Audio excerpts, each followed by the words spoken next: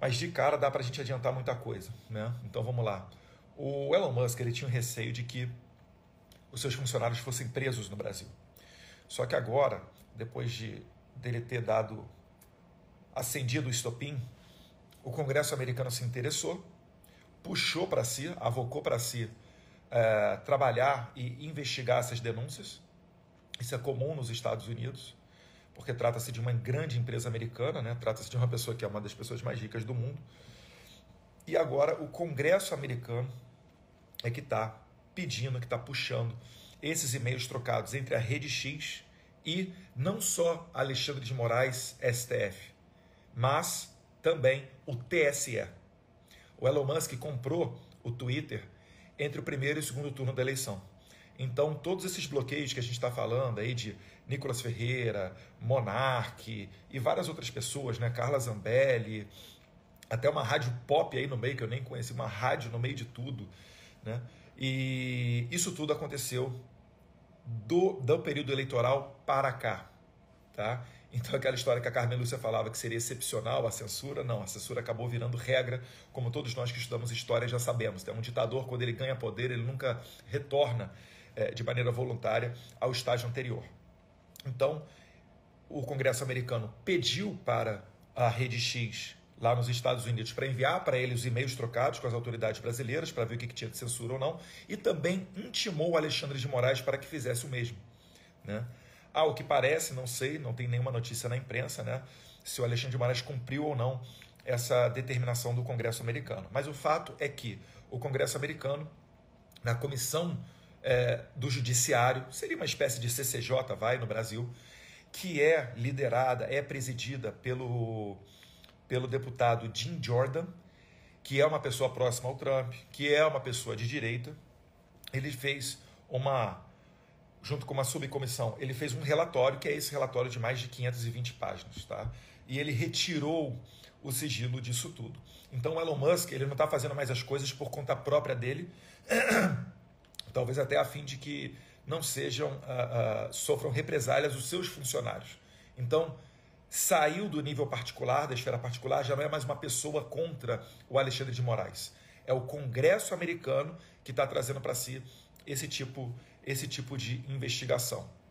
E ali, nesse relatório de 520 páginas, já tem várias informações vindo à tona, né? Primeiro de tudo, a questão da legislação brasileira prever 48 horas para a remoção dos conteúdos, e, na verdade, o que Alexandre de Moraes pedia eram apenas 2 horas para que os conteúdos fossem removidos. Primeiro ponto, isso fere o devido processo legal sagrado no artigo 5º da nossa Constituição, que é a cláusula pétrea. Ou seja, o Alexandre de Moraes jamais poderia ter feito isso. Jamais poderia ter feito esse primeiro atropelo em cima da legislação, tá? Teria que ser dado 48 horas. Ponto número 2. O Alexandre de Moraes, segundo esse relatório americano, não fundamentava as ordens, o porquê ele estava pedindo a remoção de conteúdo, ou pior ainda, o bloqueio de determinados perfis.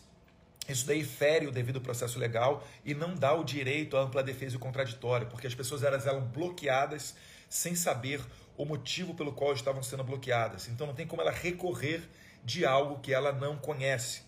Essa bizarrice que a gente acabou se acostumando a ver aqui no Brasil, lá fora, para um gringo, isso daí é inimaginável, tá? Então, segundo o atropelo dele, tem ainda uma multa muito desproporcional de $20 mil, caso, né, não fosse excluído o conteúdo, ou no caso das plataformas, se fosse bloqueado o perfil. $20 mil, R$100 mil, se em 2 horas não fosse cumprida a ordem do Alexandre de Moraes. E essa multa ela era diária, então totalmente desproporcional. Terceira ilegalidade, né, segundo consta no relatório lá do Congresso americano. E a quarta vem em cima do Monark, que sofreu um banimento acima da média, né? Foi o que, na decisão do Alexandre de Moraes, tem lá falando, eu vou abrir aspas aqui, tá?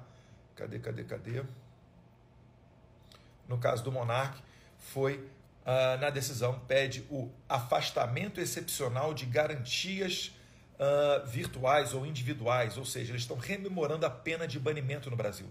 Eles deletaram o Monark de toda a sua participação virtual, sendo que a gente está falando de um influencer, uma pessoa que sobrevive, né, que tem o seu ganha-pão vindo da internet. Isso jamais poderia acontecer. É como se pegasse um taxista, um engenheiro ou um advogado e proibir ele de sair de casa para trabalhar. É exatamente esse tipo de coisa que aconteceu, sem tirar nem pôr. Então, de cara, você já tem 4 ilegalidades cometidas pelo Alexandre de Moraes que os Estados Unidos não irão tolerar.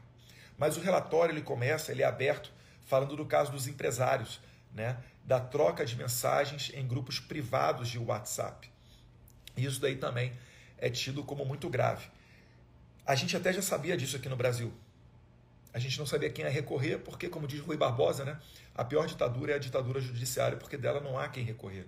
Só que no caso americano, isso está sendo documentado não com base, né, com disse o leitor, disse a fonte palaciana, ou uma matéria de jornal. Isso está sendo documentado com base em e-mails. São documentos oficiais. Gente, isso é muito grave aos olhos de um americano.